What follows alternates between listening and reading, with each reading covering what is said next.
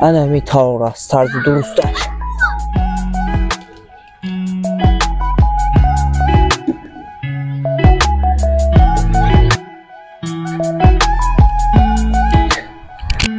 سلام علیکم دوستان. امروز موضوع درباره راست ایستادن با دستان باشد در زمین.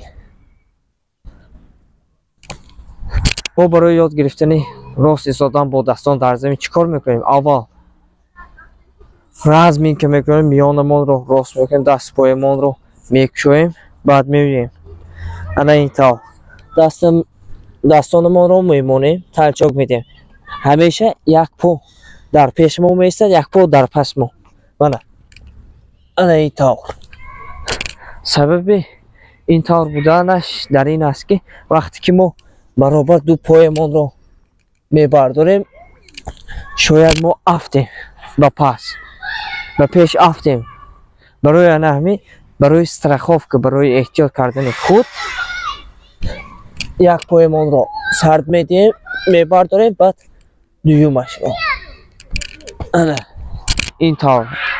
وقتی که غلطیم ما این طور میافتیم. رفتیم نمیشد، رو افتاده نمیشیم. باز این طور. پنجه دستانمان رو این طور نمیمونیم در زمین. همین طور با کفت برابر، نه وسیع نه جاز. همین طور پنجه هایمان رو میکشویم، جاز نمیکنیم، میکشویم. بعد این طور وقتی که میافتگی میشیم پنجه هایمان میدارد. این طور رفتیم. یک دو، یک دستمان رو میمونیم، دو میبرداریم. همین طور راست میستیم با دستان ما.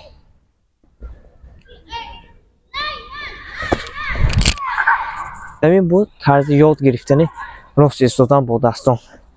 همین طور است، طرز درستش.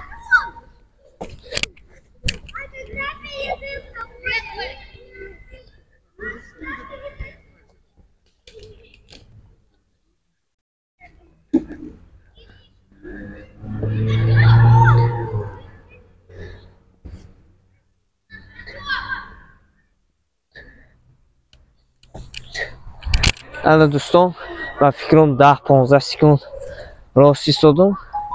انا طرز بهترینش راست ایستادن. انا دوستان من راست ایستادم با دستان من. انا دوستان دیدین چطور راست باید ایستاد با دستان. انمی پراویل رو آیا خاطر نبرای یک میسه دو میبرداریم. برای آپت نشدن بسیار میپرتیم دستمان رو، میبرداریم خودمان رو. همیشه همین طور توجه دید به پایم. اول یک تاش رو میبرداریم، بعد دویمش رو. وقتی فرامدن هم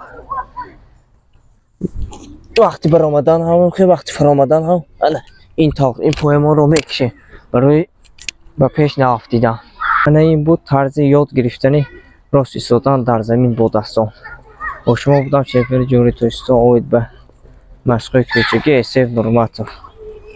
راه به سوی آرزو رو پیش میگه، همیشه به پیش میره. در زیدی نبار لایک بذارید، کامنتار کنید، به دوستانتون روی کنید. راه به سوی آرزو رفت.